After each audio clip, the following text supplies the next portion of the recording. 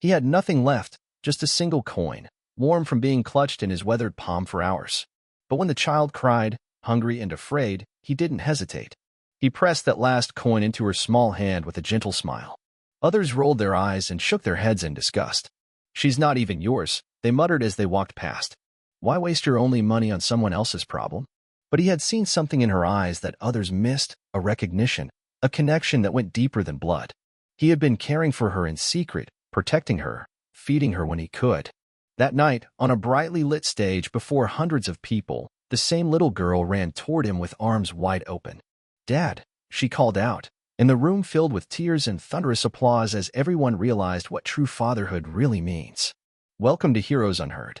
Before we continue this incredible story, tell us in the comments from which city in the world are you watching this video today? And if you believe stories like this deserve to be heard, please hit that subscribe button to support our channel. We're growing every day, and I sincerely thank you for being part of our community. The streets of Mumbai never slept, but they showed different faces at different hours. During the day, they buzzed with the energy of commerce and ambition, filled with office workers rushing to meetings, vendors calling out their wares, and the endless symphony of car horns and construction noise.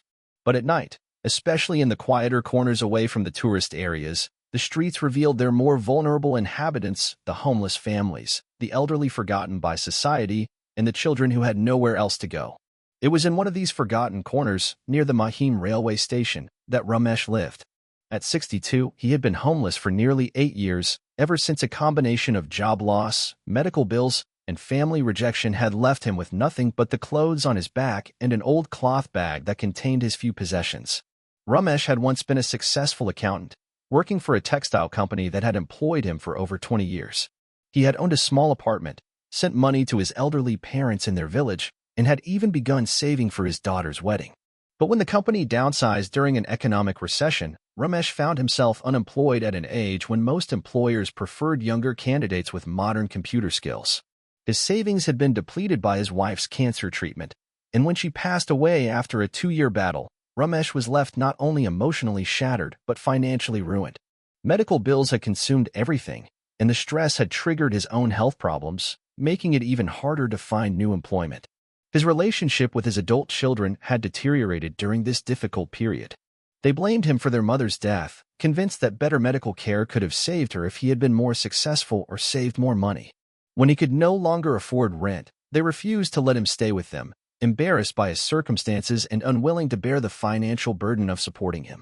Now, Ramesh spent his days near the railway station, where the constant flow of commuters provided opportunities to earn small amounts through odd jobs, carrying luggage, cleaning, or simply asking for spare change. He had learned to navigate the complex social dynamics of street life, understanding which areas were safer, which shopkeepers might offer occasional work, and how to avoid conflicts with other homeless individuals over territory and resources. On this particular evening, Ramesh had managed to earn exactly 3 rupees, one coin that represented his total wealth for the day. It wasn't much, but it was enough to buy a small portion of rice from a nearby vendor, sufficient to keep hunger at bay for another night. He sat on his usual spot, a piece of cardboard spread on the pavement near a streetlight, watching the evening crowd of commuters hurrying home from work. The monsoon season was approaching, and the air carried the promise of rain that would make life on the streets even more challenging. It was then that he noticed the little girl. She couldn't have been more than 7 years old, with tangled hair and clothes that were clean but obviously worn and patched multiple times. She sat alone near the station entrance, her small frame curled up against the evening chill, tears streaming down her face as she watched other children being picked up by their parents.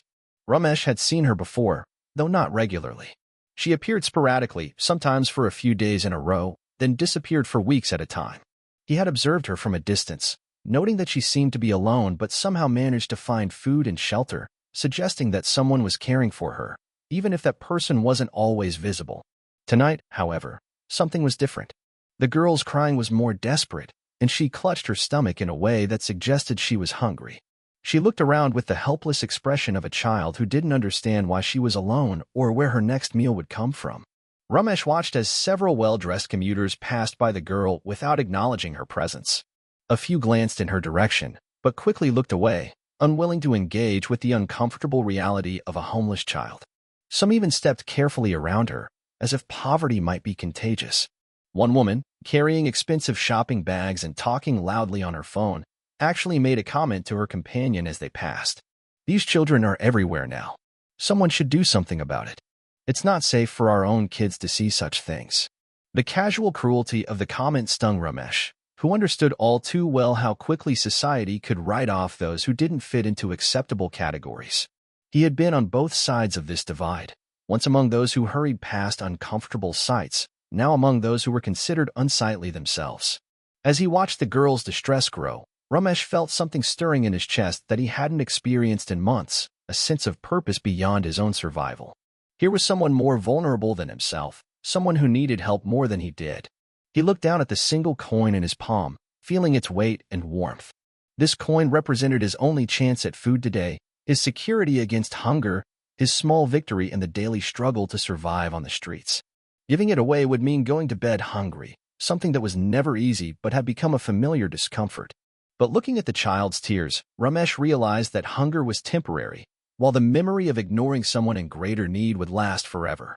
Without further hesitation, he stood up and walked over to where the girl sat. "Beta," he said gently, using the Hindi word for child that conveyed both affection and respect. "Why are you crying?" The girl looked up at him with eyes that were old beyond her years, reflecting experiences that no child should have to endure. "Uncle, I'm hungry," she said simply. "And I don't know where Mummy went." Ramesh's heart broke at the simple honesty of her answer. He knelt down beside her, his own problems suddenly seeming smaller in comparison to this child's need. "Here, Beta," he said, pressing his last coin into her small hand. "Take this and buy yourself something to eat from the vendor over there. He sells good rice and dal." The girl's eyes widened with surprise and gratitude. "But uncle, don't you need it for yourself?" Ramesh smiled, the expression transforming his weathered face. "I'll manage, Beta. You need it more than I do." As he helped her to her feet and pointed toward the food vendor, several people nearby observed the interaction with various reactions. Some watched with curiosity, wondering why a homeless man would give away what little he had. Others looked on with disapproval, their expressions suggesting that such generosity was foolish or misguided. A middle-aged businessman, waiting for his train, shook his head and muttered to his colleague, "These people have no sense of financial planning. That's probably why they're homeless in the first place. Giving away money when you have nothing makes no economic sense." His colleague nodded in agreement. "Exactly. She's not even his child. Why waste his only money on someone else's problem? He should be saving that for his own needs." Another observer, a young woman who worked in the financial district, spoke even more harshly. "This is why these people stay poor. They make emotional decisions instead of practical ones. No wonder they can't improve their circumstances." But Ramesh heard none of these comments, or if he did, he chose to ignore them. His attention remained focused on the little girl, whom he watched carefully as she approached the food vendor and made her purchase. The vendor, recognizing her as a regular customer despite her obvious poverty, gave her an extra generous portion of rice and a small cup of milk at no additional charge. What the observers didn't know was that this wasn't the first time Ramesh had encountered this particular child. Over the past several months, he had noticed her periodically and had begun to piece together her story through careful observation and occasional conversations. Her name was Asha, and she was part of the invisible population of children who survived on the margins of urban society. Her mother was a domestic worker who traveled between different cities following employment opportunities, sometimes taking Asha with her and sometimes leaving her in the care of relatives or friends when living situations didn't permit children. But care arrangements for children like Asha were often unstable. Relatives who agreed to watch her might change their minds when their own circumstances became difficult, or they might mistreat her in ways that made it safer for her to live on the streets than in their homes. Ramesh had gradually become an unofficial guardian figure for Asha during her periods of abandonment. He would share what little food he could obtain, help her find safe places to sleep, and protect her from the dangers that faced vulnerable children on the streets. Their relationship had developed naturally, based on mutual need and genuine affection rather than any formal arrangement. To Asha, Ramesh represented stability and kindness in a world that often showed her neither. To Ramesh, caring for Asha gave his life meaning beyond mere survival and connected him to his own memories of fatherhood before his family had rejected him. As Asha ate her meal, Ramesh felt a sense of satisfaction that transcended his own hunger. He had made the right choice, and seeing her relief and gratitude confirmed that his sacrifice had been worthwhile. Unknown to either of them, Their interaction had been observed by someone whose presence would soon change their lives dramatically. Dr. Priya Sharma, a child psychologist and social worker, had been conducting research on homeless children in Mumbai as part of a documentary project aimed at raising awareness about urban poverty. Dr. Sharma had been filming discreetly from a distance, documenting the daily struggles of street children, when she witnessed Ramesh's act of selfless generosity. The scene had moved her deeply, not just because of the man's sacrifice, but because of the obvious bond between the homeless man and the child. Through her professional experience, Dr. Sharma recognized something that casual observers had missed. The interaction between Ramesh and Asha wasn't random charity, but part of an ongoing relationship. The way the child had responded to him, the casual familiarity of their conversation, and the trust evident in her acceptance of his help all suggested a deeper connection. Dr. Sharma approached them as Asha finished her meal, introducing herself and explaining her research project. She spoke with both Ramesh and Asha, gradually uncovering the story of their unusual family bond. "Uncle takes care of me when Mummy is working far away," Asha explained with the simple honesty of a child.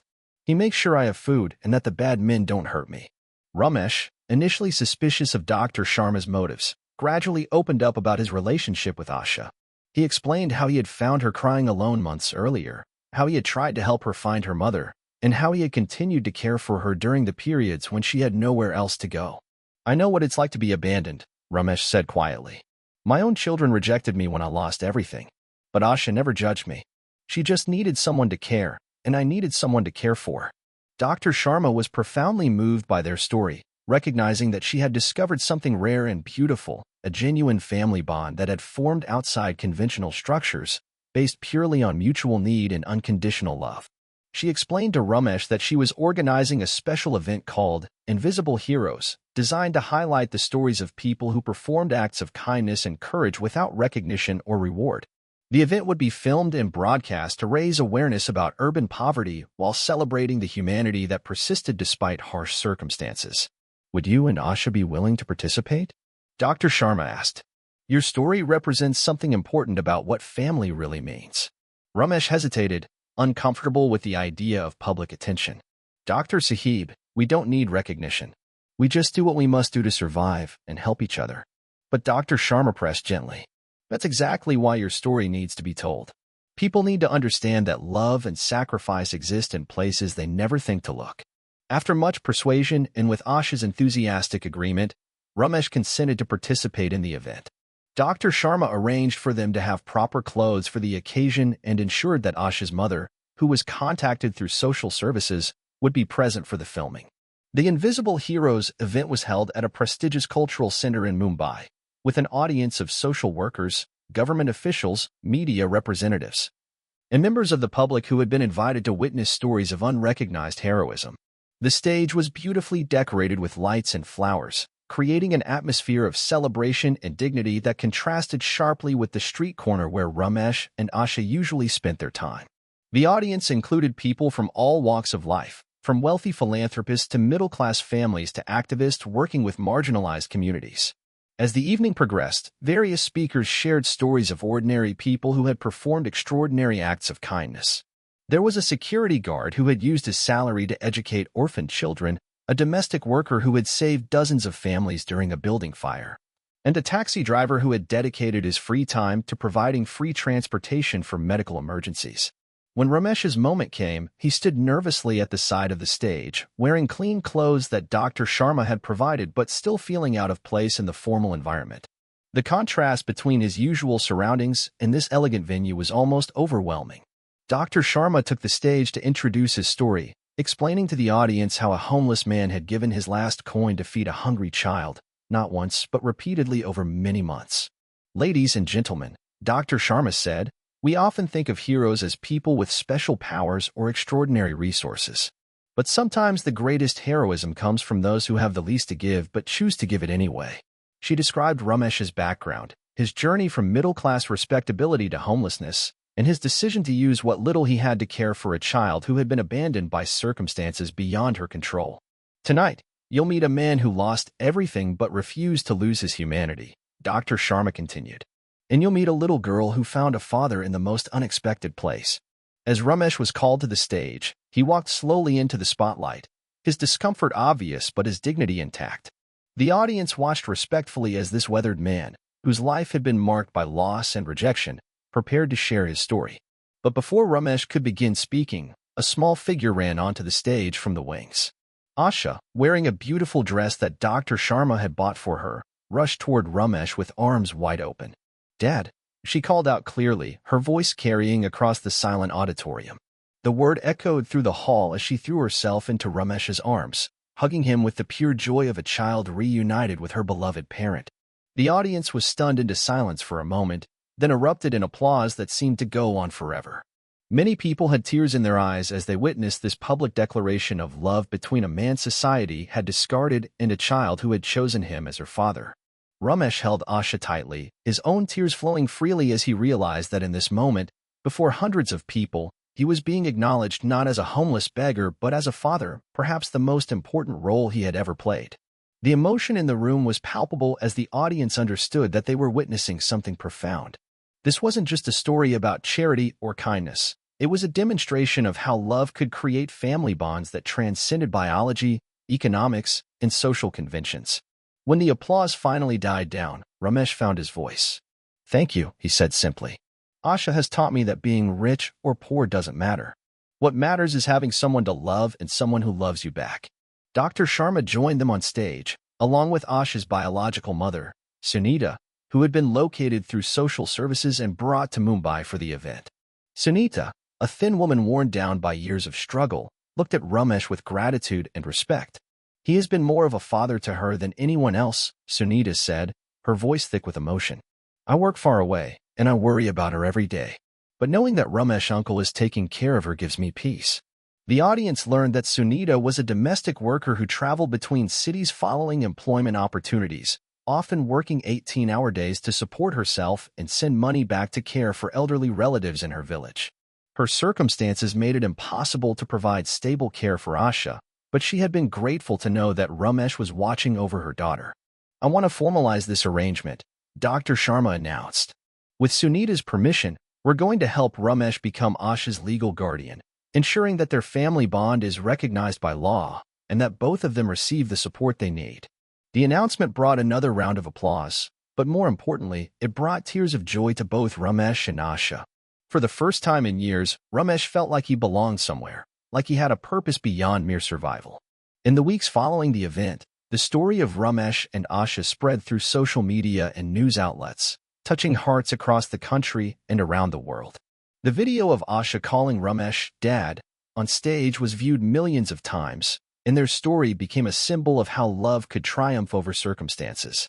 Dr. Sharma used the publicity to raise funds for a support program that would help homeless individuals and abandoned children, with Ramesh and Asha becoming ambassadors for the cause. The program provided housing assistance, job training, and educational support for families in crisis. Ramesh found employment through the program, working as a counselor for other homeless individuals who needed help navigating social services and finding stability. His own experience of loss and recovery made him uniquely qualified to understand and assist others facing similar challenges. Asha was enrolled in school and excelled academically, her natural intelligence finally having the opportunity to flourish in a stable environment. She lived with Ramesh in a small apartment provided through the support program, and Sunita was able to visit regularly as her work situation stabilized. The transformation was remarkable, but what struck everyone who knew them was how little their essential relationship had changed. Ramesh continued to put Asha's needs before his own, and Asha continued to see him as her protector and father figure. Their love for each other had been constant through homelessness and stability alike. 2 years later, at another Invisible Heroes event, Ramesh and Asha returned to the same stage where their family bond had been publicly celebrated. This time, they spoke as advocates for homeless families, sharing their story to inspire policy changes and social programs. "People think that being homeless means having no love or family," Ramesh said to the audience. "But love doesn't need a house or money. It just needs two people who choose to care for each other." Asha, now 9 years old and articulate beyond her years, added her own perspective. "My dad taught me that sharing what little you have is better than keeping everything for yourself. Even when he was hungry, he made sure I had food." Their story continued to inspire social workers, policymakers, and ordinary citizens to look beyond surface appearances and recognize the humanity and dignity of people experiencing homelessness. The single coin that Ramesh had given away had multiplied into a movement that helped hundreds of families. The cultural center where their story had first been shared now housed a permanent exhibit about urban poverty and resilience, featuring Ramesh and Asha's story as an example of how love could create families in the most unlikely circumstances. But perhaps the most important transformation was personal. Ramesh had rediscovered his purpose and value as a human being, not through material success or social recognition, but through the simple act of caring for someone who needed him. Asha had found security and love with someone who saw her not as a burden or obligation, but as a precious gift. The last coin that had seemed like everything when Ramesh held it in his palm had become nothing compared to the family he had gained by giving it away. In choosing to feed a hungry child rather than himself, he had discovered that love was the only currency that mattered, and that true wealth came from relationships rather than possessions. Their story became a reminder that heroism often wears humble clothes and that the most important gifts are often given by those who can least afford to give them. In a world that often measures worth by material success, Ramesh and Asha proved that the greatest riches come from having someone to love and someone who loves you back. Years later, when Asha graduated from university with honors and began her career as a social worker helping homeless children, she would always credit her father, not the mother who gave birth to her, but the homeless man who chose to love her when she had nowhere else to turn. And Ramesh, now recognized as a leader in homeless advocacy, would always remember that his greatest achievement wasn't the awards or recognition he had received, but the moment when a little girl called him Dad and meant it with all her heart. This story was brought to you by Heroes Unheard. Before we leave you today, here's our question. Have you ever known someone who never asked for recognition but deserved more than anyone else? Tell us in the comments what they meant to you and how you remember them. And if you think stories like this need to be heard, hit that subscribe button to support the channel. We'll see you in the next one.